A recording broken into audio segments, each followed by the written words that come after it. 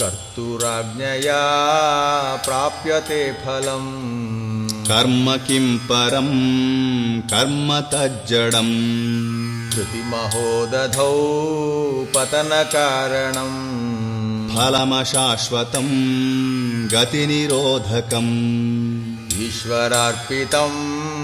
नेच्छया कृतं चित्तशोधकं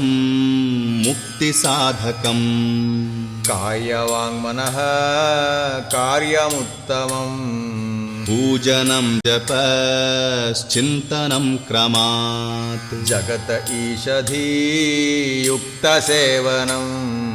अष्टमूर्तिभृद्देवपूजनम् उत्तमस्तवादुच्चमन्दतः चित्तजं जप ध्यानमुत्तमम् अज्यधारया स्रोतसा समम् सरलचिन्तनं विरलतः परम् भेदभावनात् सोऽहमित्यसौ भावनाभिदा पावनी मता भावशून्यसद्भावसुस्थितिः भावनाबलाद् भक्तिरुत्तमा हृत्स्थले मनः स्वस्थता क्रिया भक्तियोगबोधाश्च निश्चितम् वायुरोधना लीयते मनः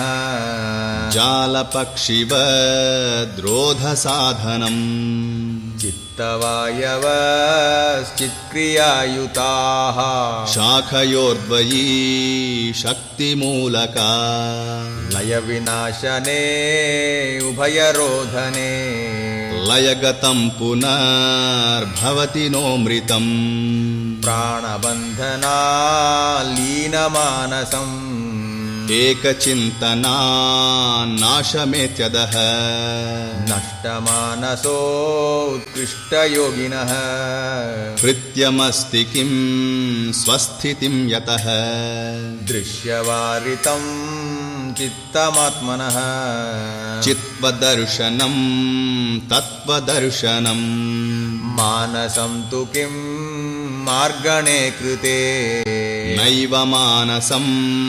मार्ग आर्जवात् वृत्तयस्त्वहं वृत्तिमाश्रिताः वृत्तयो मनो विध्यहं मनः अहमयं कुतो भवति चिन्वतः ऐपतत्यहं निजविचारणम् अहमिनाशभाज्यहमहन्तया स्फुरति हृत्स्वयं परमपूर्णसत् इदमहं पदाभिक्यमन्वहम् अहमिलीनके प्यलयसत्तया विग्रहेन्द्रिय प्राणधीतमः नाहमेकस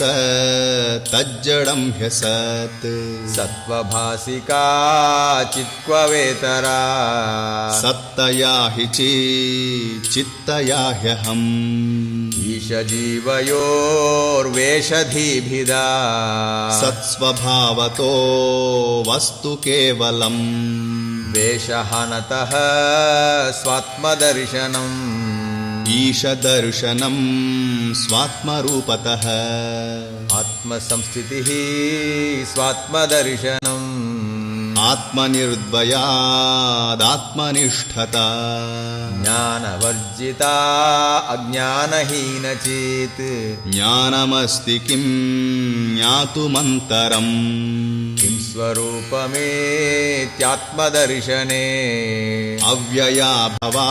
आपूर्णचित्सुखम् बन्धमुक्त्यतीतं परं सुखम् विन्दतीह जीवस्तुदैविकः अहमपेतकं निजविभानकम् महदिदं तपो रमणवागियम्